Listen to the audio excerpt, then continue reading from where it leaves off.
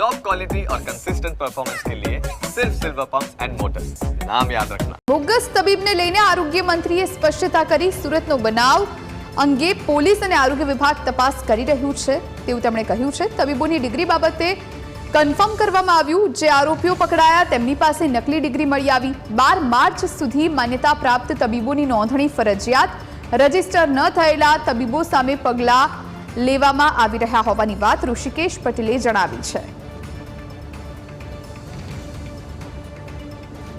સુરતની અંદર જે બનાવ બન્યો, પોલીસને આ બાબતની માહિતી મળતા તરત જ એને આરોગ્ય વિભાગનો સંપર્ક કર્યો હતો અને આરોગ્ય વિભાગે પણ આ પ્રકારની કોઈ ડિગ્રી નથી હોતી એ પ્રમાણેનું કન્ફર્મ કર્યું અને આરોગ્ય વિભાગની ટીમ સાથે આ સમગ્ર જે આપણે પકડ્યા છે, જે ગુનેગારોને પકડ્યા છે, જે અત્યારે હાલ જેમની પાસેથી આ નકલી ડિગ્રીઓ મળી અને નકલી ડિગ્રીઓની સાથે જે પણ કોઈ વિષયો એની સાથે આપણને જોવા મળ્યા, આરોગ્યની ટીમ, આરોગ્ય વિભાગ પણ સાથે રહી, પોલીસની સાથે રહી અને એ આખું જે આપણને જોવા મળ્યું નકલી ડિગ્રીઓનું કૌભાંડ, એમાં સાથે રહી એમાં સંશોધન પણ કર્યું છે અને સાથે એમાં સહયોગ આપ્યો છે અને પોલીસ એમાં ફરિયાદ કરતા બની છે। ક્લિનિકલ એસ્ટાબ્લિશમેન્ટ એક્ટ હેઠળ આપણે તમામે તમામ BHMS, BAMS, યુનાની અને જે પણ કોઈ માન્યતા પ્રાપ્ત જે પ્રેક્ટિસ કરે એવા તમામ ડૉક્ટરોની આપણે રજિસ્ટ્રી કરવાના છીએ